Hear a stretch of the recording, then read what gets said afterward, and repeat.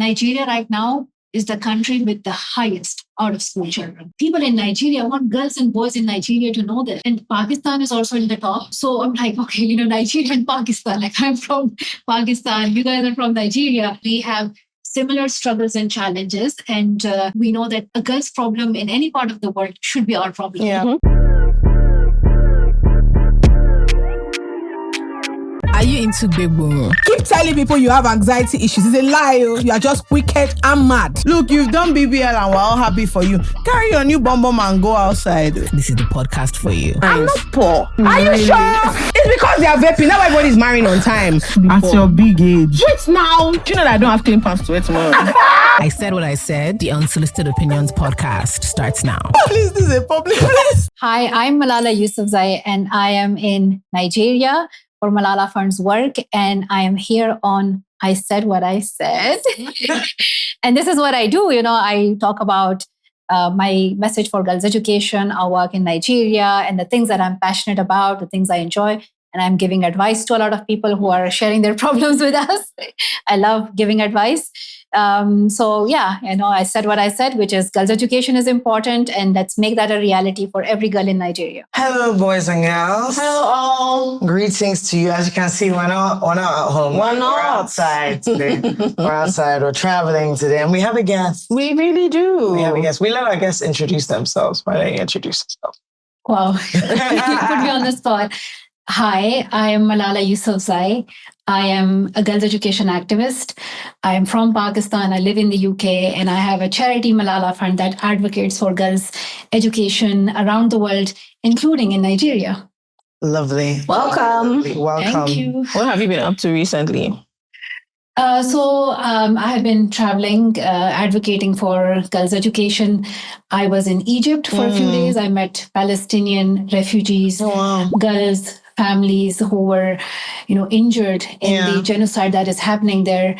And the stories are heartbreaking. So we are supporting an organization that is providing them with education, mental health support.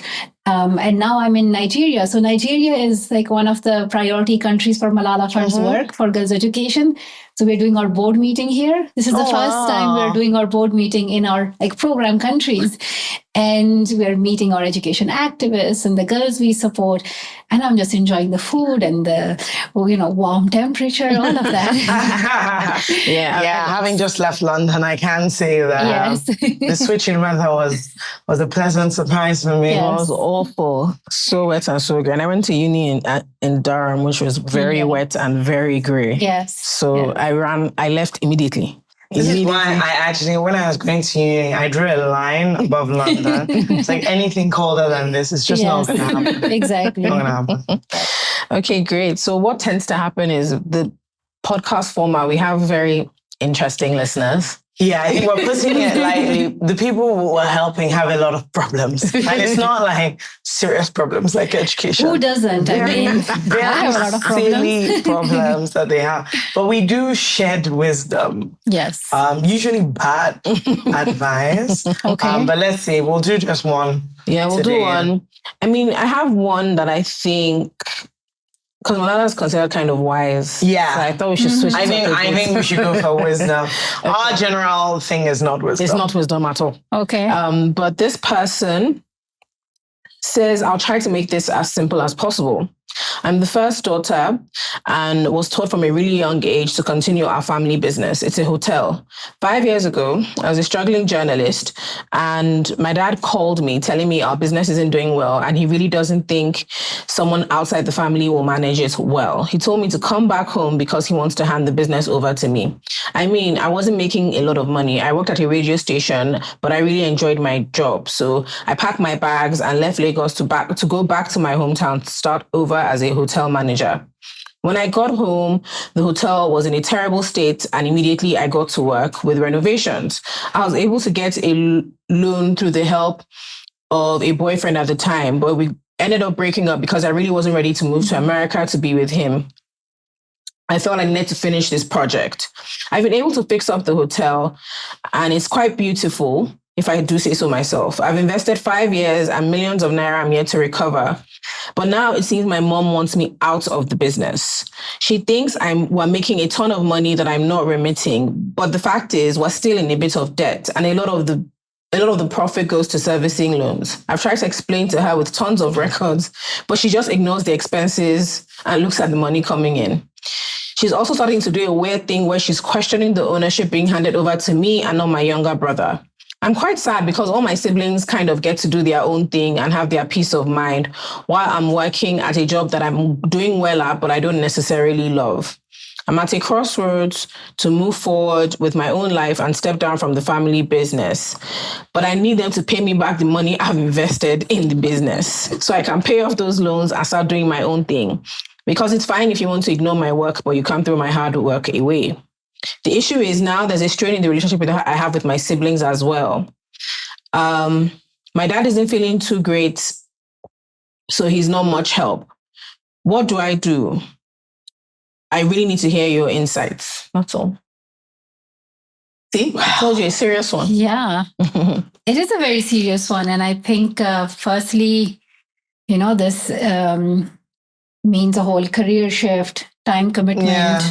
It's like she's already invested so much of her time. So a decision like this can be huge because you're taking a whole new path in your life.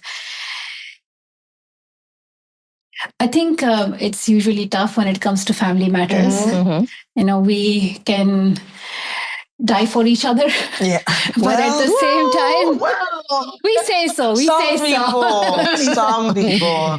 But at the same time, I think, that's when we are also our true selves, and we sometimes don't give space to each other, don't try to understand the other person's point of view. Like I have two younger siblings, and they're still young. They don't have businesses or anything yet.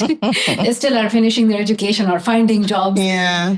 But sometimes we get a bit impatient, get frustrated.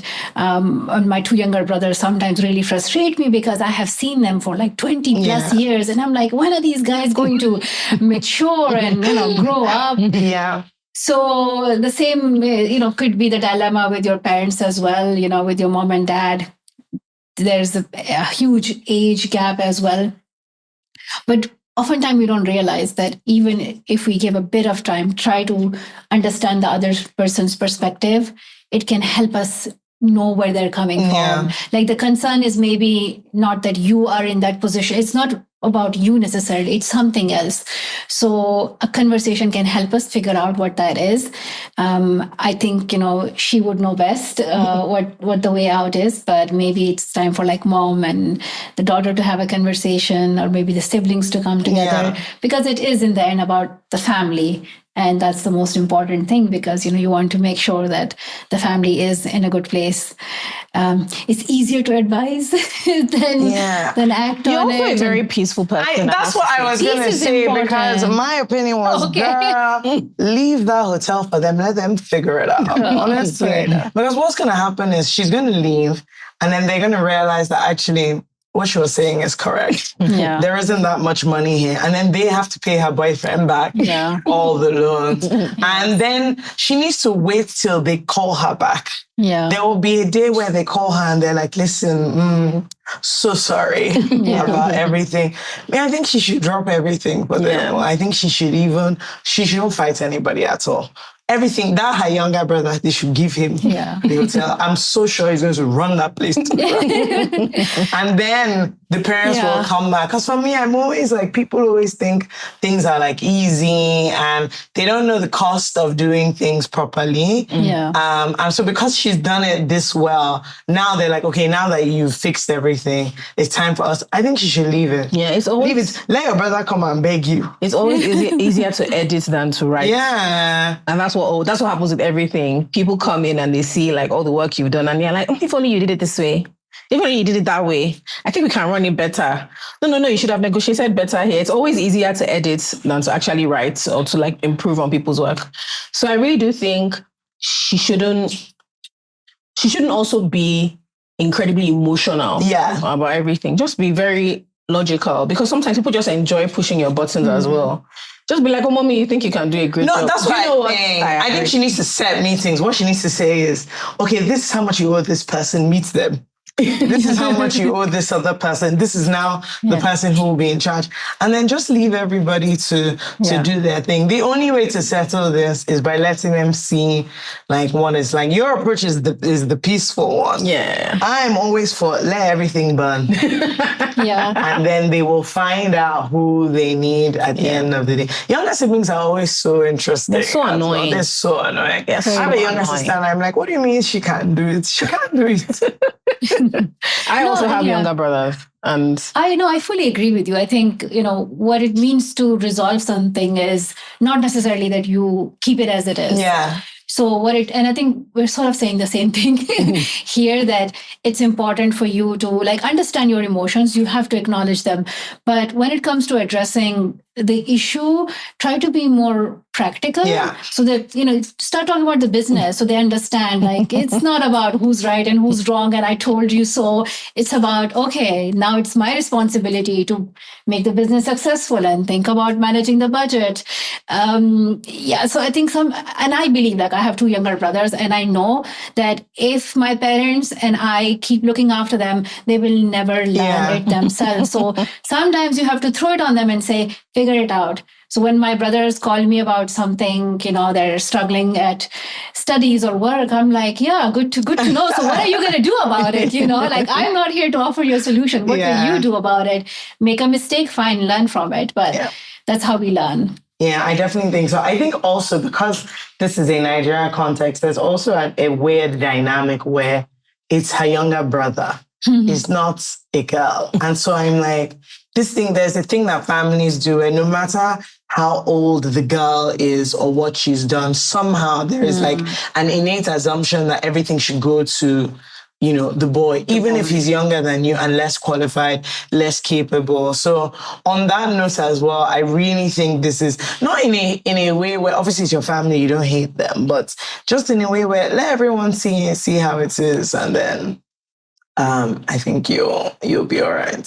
Yeah, you'll be all right. But please, if this plan doesn't go well, don't contact us.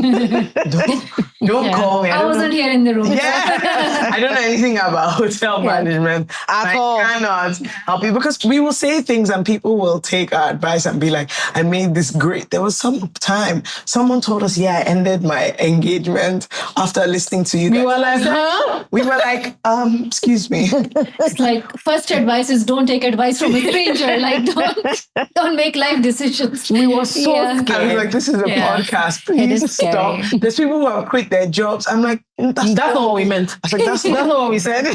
We didn't say quit your job today. So, just take it with a pinch of salt and good luck. For the past however many weeks, we have been telling you one thing and one thing only. Nigerian women achieve. As you guys know, the co-founders of Bolden are Nigerian American women who have created fantastic products. Fekemi and I are in love with a number of their products, their eye patches, dark spot fix, their face wash, a number of fantastic products. And I know that some of our Nigerian listeners have been wondering where you can actually find said products. Fekemi, where can they find them? Thank you very much for that question. You can shop Bolden products at MedPlus, Tika 4, Beauty Hut, Nectar Beauty, Cho and Zen in Abuja, and Tulip Body Care in Abuja. If you're outside Nigeria, if you're in the US, you're in Canada, you're in the UK, the rest of Europe, as usual, we are always here being benevolent queens, and we have gotten you a 20% off discount code, which is ISWIS20 to receive 20% off all items on the website. The website is www.boldenusa.com. So please go to it, use our little code, get 20% off. Thank you. Bye. Bye. Yeah, but also speaking about talking about women's education, I know that's something really, really passionate. Yeah, super passionate about. We were looking at your Instagram today, and we saw that someone was saying, "Well, in my textbooks."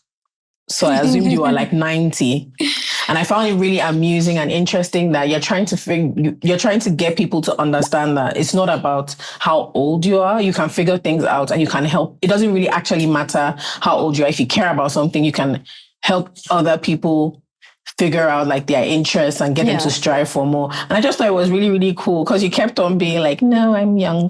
Yeah. And I think this is how we read about activists Yeah. in our history books, that they knew answers to every problem in the world. They did not have a normal life at all. Yeah. And but that's not the true picture. And I became an activist at such a young age. Yeah. So at 15, when the world gets to know you, you're still figuring out like, who am I? What subject do I like? What sport do I enjoy? So like I have been trying to learn, and I am I wanted to study, I wanted to complete my education, make friends, all of these things, and it helped me understand like who I am as a young woman.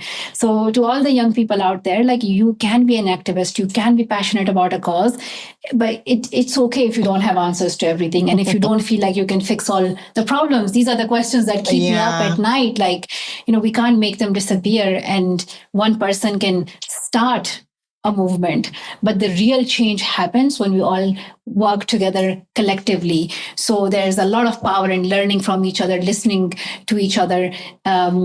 So stay determined to what you believe in, but allow yourself time to grow and learn along the way. Yeah, I think it's just super interesting because you see funny comments like, well, you're posting reels. And I'm like, people who do activism have Instagram. Like, who knows, like maybe back then, if there was social media, like 50, they wouldn't 60, be on it. Yeah. Maybe Martin Luther King Jr. would have had a TikTok account, or I don't know, Nelson Mandela. I think TikTok would have been his bag. These are people who were like giving speeches. I really think social media would have been their bag. They would have loved it. Random question: Was it like awkward making friends? Because you became super popular at 15 and as an activist, and then you ended going to high school, going to college. And was it in uni? Because I remember in uni, Freshers Week, there's the whole like introduce yourself to people. Did you have to be like, hey? Yeah, I was very nervous. Yeah. And at school, I did not have that many friends. Really? Of course, like when I was brought to the UK from Pakistan for my medical treatment after the attack, I had to adjust to a completely new culture and a new country. So when I started school, I was a latecomer and I struggled to make friends. So by the end of my school time, I had just like one friend from school. Oh, wow. Yeah. So in university, I wanted to make a lot of friends. Did you have like a game plan? Yeah, I mean, I was like, make as many friends and say hi and all of that. Yeah. Oh, cool. That's so interesting. I mean, friendship, we also get lots and lots. We get so many. Like, literally, I would say a good third of a question is like, well, how do I make friends? How do I make friends? As a young person / adult. So that's very interesting because uni, uni is weird. And uni is weird because you're coming into uni with so many different people from different backgrounds. And some people might know who you are and think this or that. Some people might not know who you are. But it looks like you enjoyed it, I would say. Did you? I enjoyed it. And to be honest, there's like so much to talk about. So it's all in my new book, which is coming out on the 21st of October. So can't give too many spoilers. Okay. Yes. We love that. It's called Finding My Way. So I openly talk about many things. Okay, great. Yes. Hello, boys and girls. I am back again to tell you about Misan. Nigerians in Nigeria can now sign up on the Misan app and get virtual USD cards. You can use these USD cards for all your international payments, Spotify, Amazon, if you want to buy me something on ASOS, anything you like. Remember, Misan used to be called Coins by Bamboo, but now we are Misan. Before, you could only use the app if you were in Canada, but now it works for transactions to an additional 15 countries. You can fund your card in Naira or in dollars, anyone you have. There are low transfer fees, amazing exchange rates, and no hidden charges. So run, do not walk to the Misan app. Bye. But do you ever feel under pressure to be a certain way or to speak a certain way, to act a certain way? Because I can't imagine being like, I don't know. I had so many meltdowns when I was in uni. Honestly. I remember one time. You're like half a person. Yeah, I remember one time I called. I can't remember what it was even about, but I called my mom and I couldn't even get words out. I was just, she could hear in the background. She was like, Jola, are you in public? I said, yes, I'm not okay at all. She was like, can you try and find a private place to have this little meltdown where you can call me? But I wondered, did you ever feel under pressure to be a certain way for an extended period of time? I think the pressure has always been there from the moment I became an activist.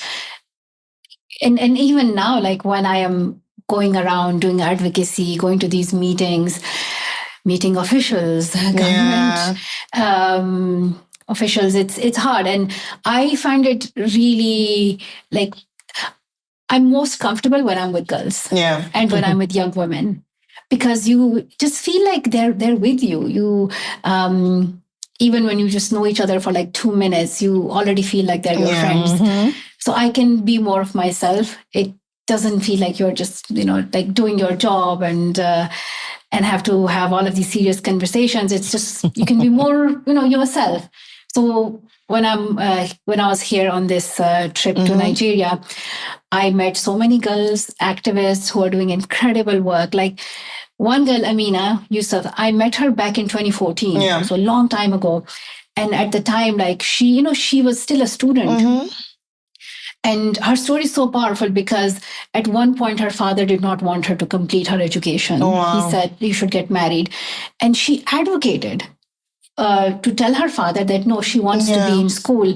So like now when I see her 11 years later, she's an activist. She's not only, achieved her own ambitious goal of education, but she's helping other girls in the northern states to be able to go to school. She's, doing these training programs and everything for them.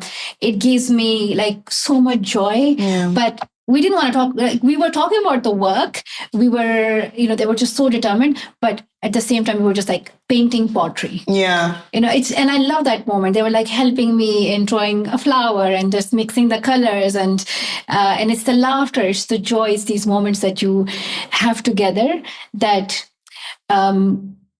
gives you a sense of solidarity. I feel like I'm just friends with all of these activists. And I think that's important because sometimes you just need to like chill.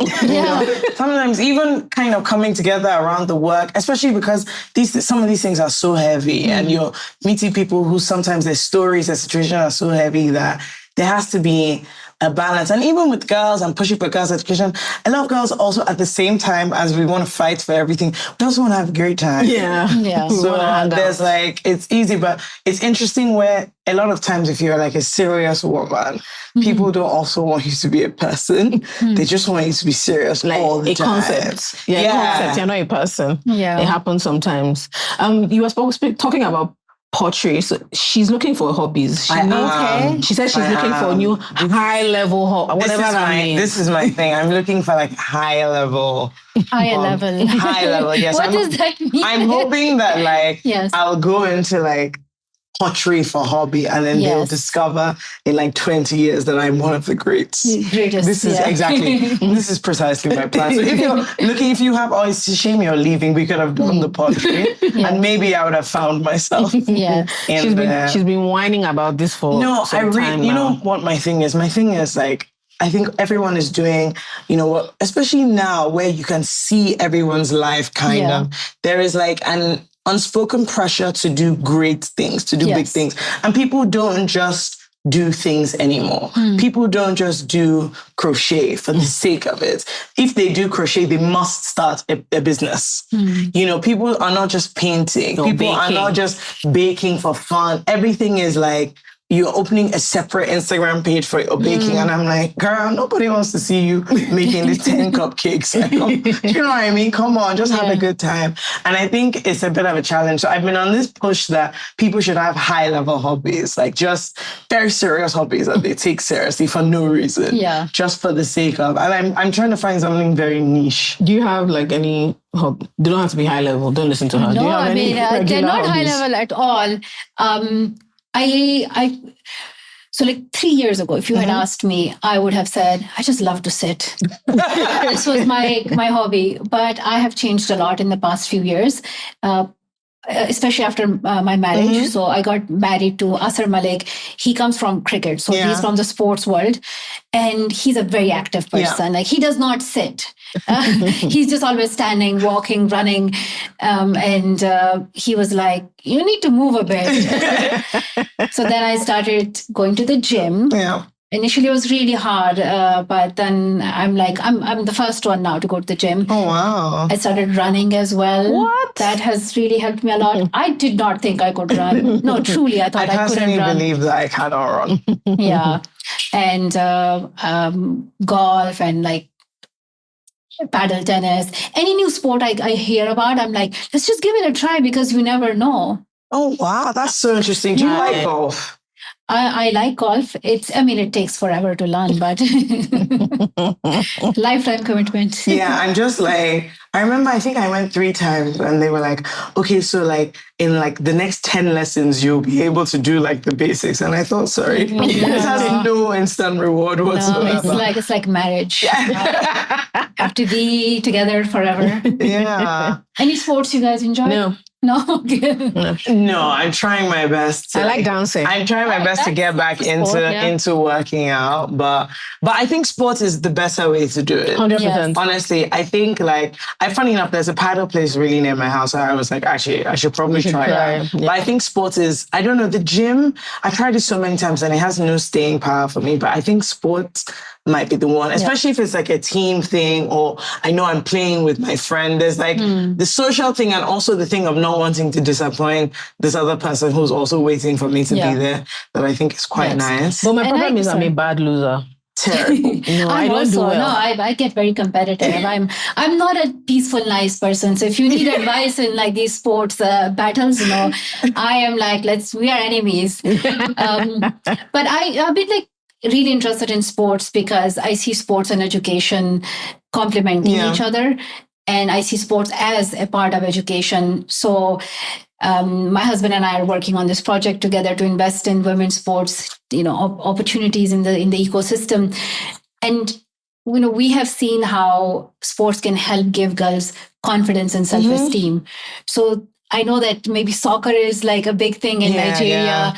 And I wonder how many girls are getting an inspiration through that and how it's building that confidence among them and giving them the teamwork and the leadership skills as well. So sports can be really powerful. And I think it should be encouraged for girls in Nigeria as much as it's encouraged for boys. I think so. I think it's really interesting that as well, because sports gives you many things. Apart from exercise and fitness, there is teamwork, team spirit. There's also a thing about, having somewhere to show up to, having people that are expecting, having a role to play and all that I think we learn. And it's a shame because here, growing up, you had to do the mandatory sports things that you had to do, but it wasn't really ever pushed in the way where if a guy was even vaguely good at kicking the ball, they were pushing him into all sorts of things on Saturdays and Sundays. Whereas they just kind of left all the girls to be okay, you've done PE, now you can. Then also once your body starts changing as well, it becomes slightly uncomfortable. And so nobody's pushing you at all. They're just well, you were good at sports. And also it was considered like a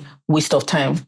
Yeah. I have but it's changing. I think it's changing. People are also talking about the women's sports outfits and shoes and, because if it's made for boys, of course, it's not going to be comfortable for girls. So we need to rethink about it.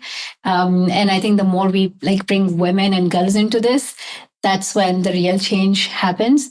So it can be, see it as a part of education. Yeah. It's not separate. Do you think the attitude here towards sports and education being tied together, especially for women, is different to elsewhere? Particularly in Nigeria.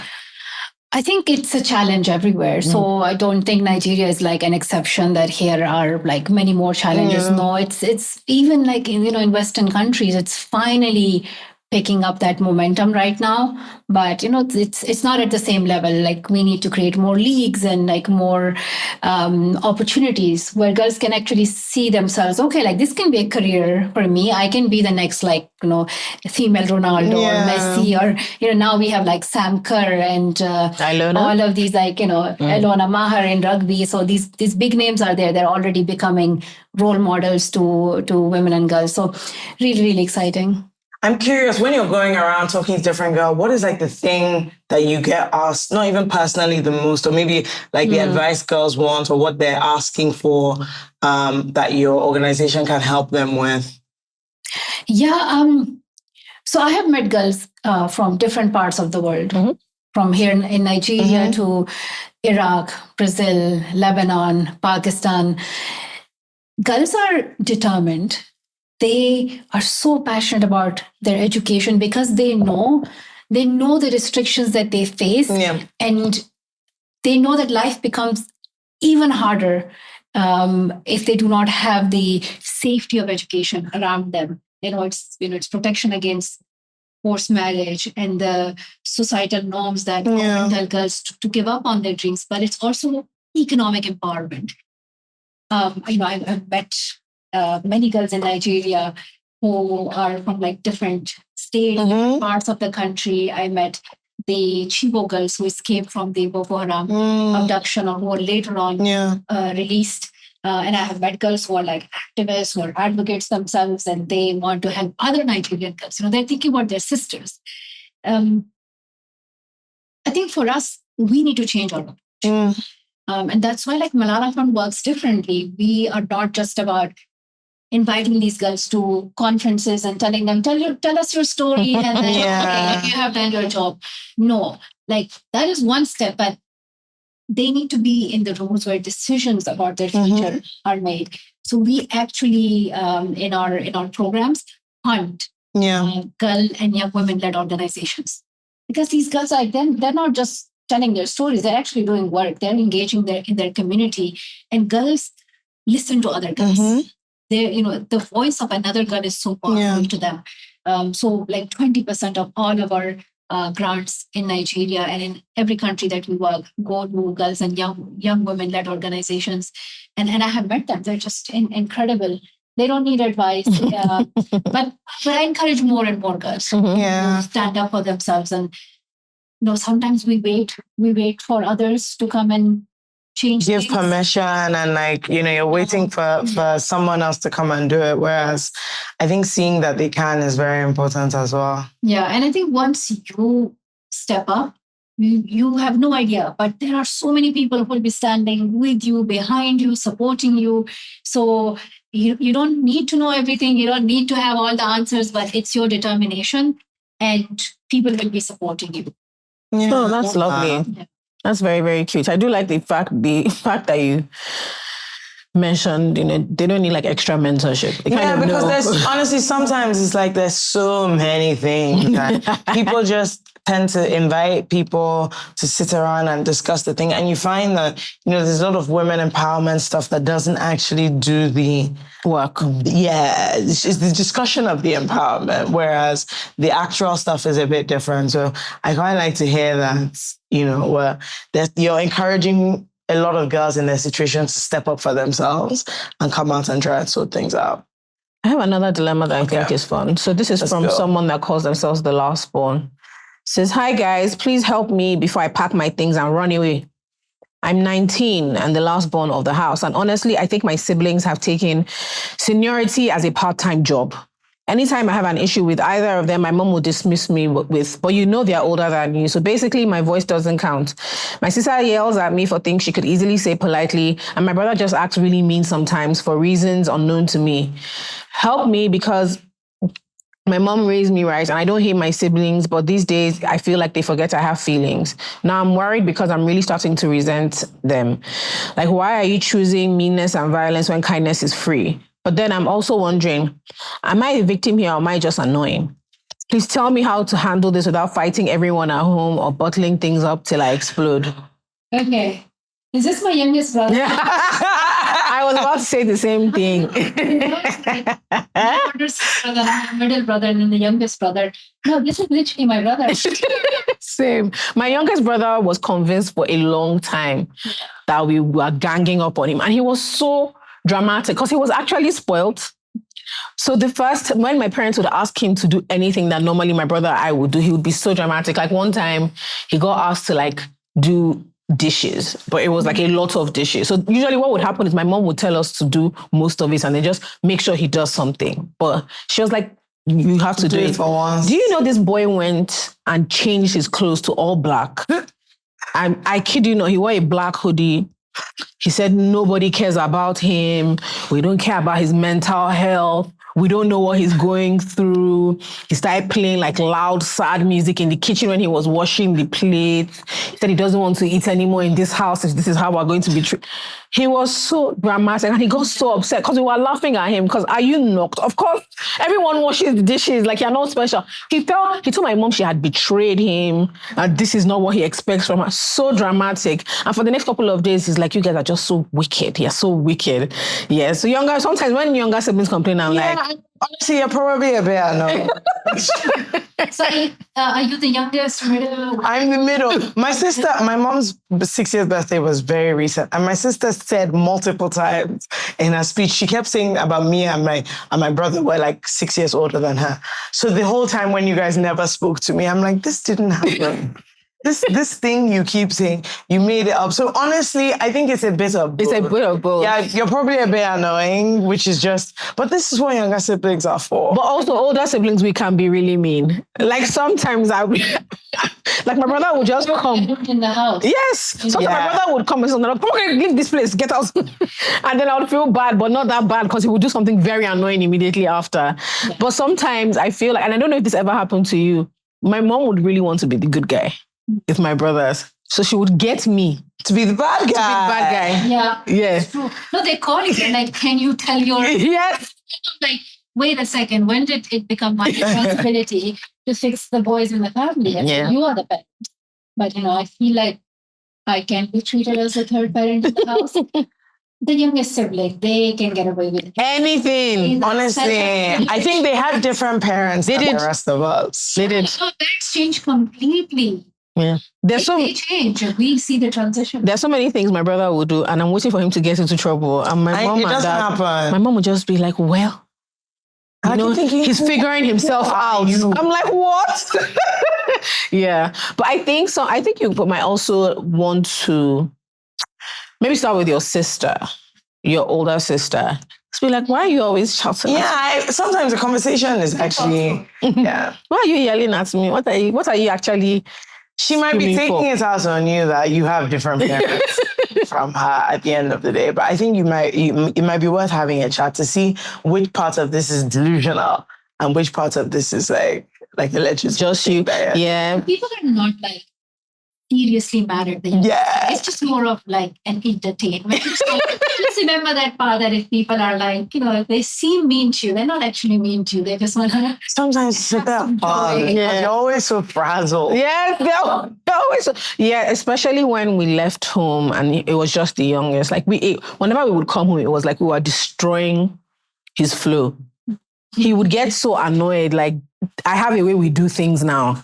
This is not how we do things anymore. And both of us would be like, what are you talking about? Change the channel, my friend. That's not what we want to watch. So he would get very annoyed. And I could see my mom saying, don't worry, they'll soon leave. They'll soon go back to where they came from. But I don't know. But older siblings can be mean sometimes. And sometimes I worry that if you have a weird dynamic and you don't have enough time to figure it out, it's difficult to become close as adults. Yeah.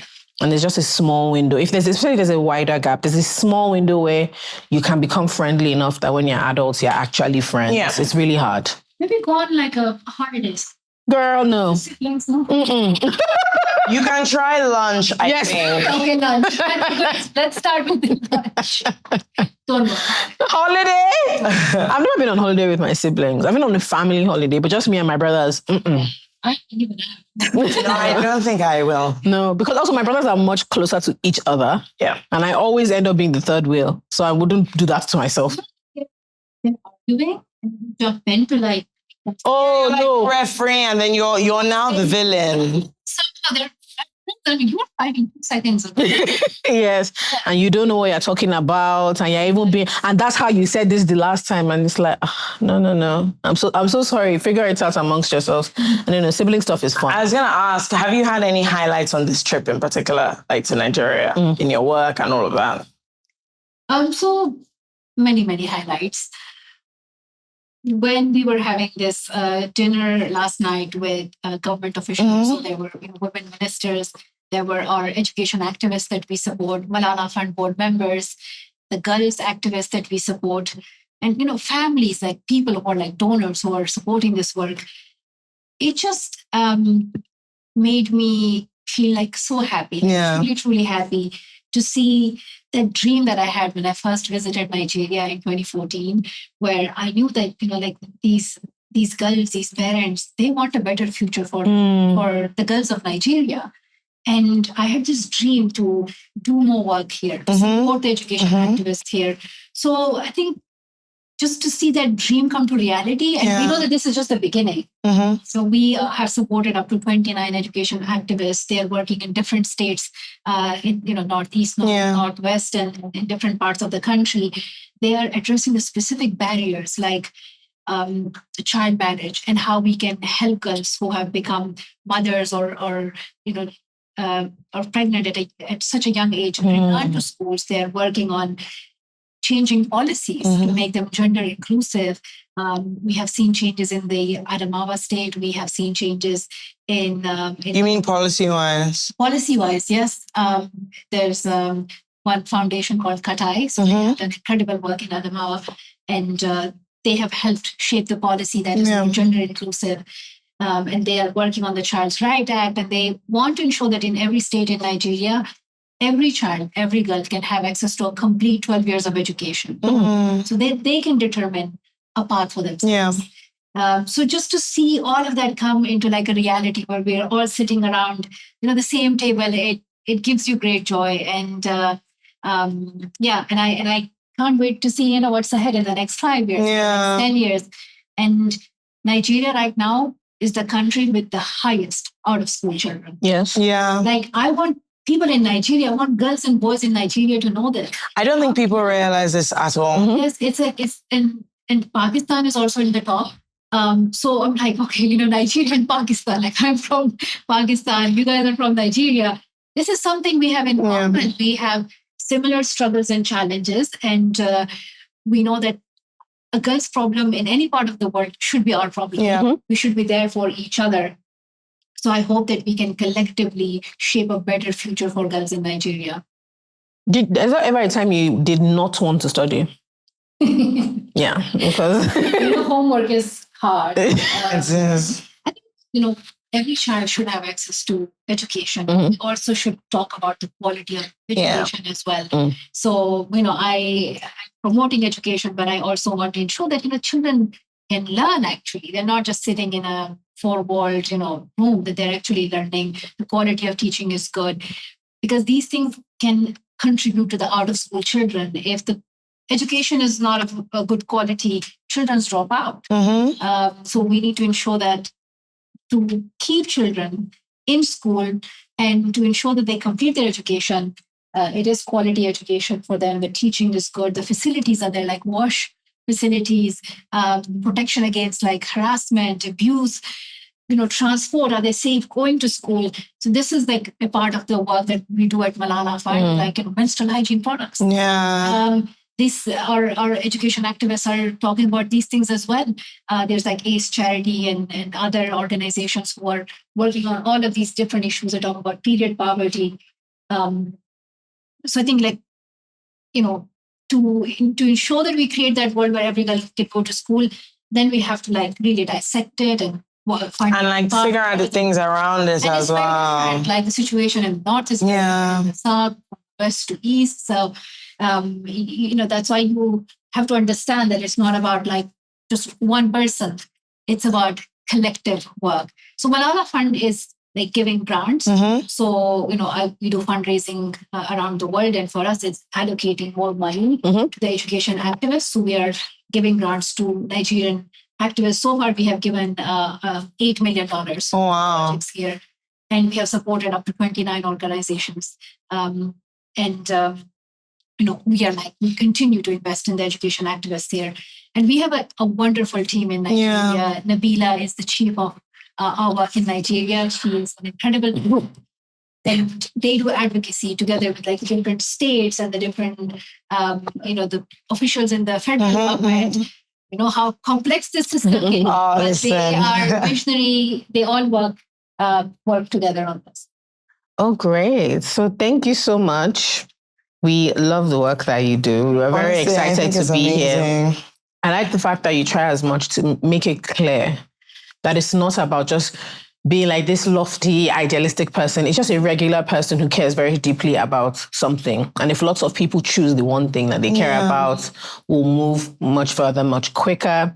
Thank you for coming on the podcast. Thank you very much. We've had a really good time. I hope you have as well. I wanted to ask before we go. So if you're just listening to this, or someone listening saying you're thinking this is an important issue, you know, I don't have an organization. How do they get involved? Yeah, I mean, Malala Fund's website has all the information about our work in Nigeria. We have an amazing team here. So you can like connect us, you can follow us on social media as well. Raising awareness is so important. And supporting this work, like funding the work is important to make this happen. But I also believe that young people and other activists can start writing representatives. You know, like think about your state. What is your state governor committing to education? Are there people who you know in your local community? Can you write to them? Can you raise more awareness in your school? Are there issues you would want to highlight? All of these things can make a huge, huge difference. And, you know, I believe that girls should be heard, they should be engaged, they should be listened to. And this is more part of Malala Fund's work. And I believe that, you know, to have a true change, everybody needs to come together. Yeah. So this collaboration between the private sector, the government officials, the activists, girls, like parents, teachers, this is where we can hope for a true change. Yeah. Oh, wow. Thank you. Awesome. Lovely. All right, guys, you know, all the usual things to do, okay? Like, follow, subscribe, all go the to the websites. You know how. All the things. Just do all the things. They always yell at us that we never tell them, like we never say. Oh, please do.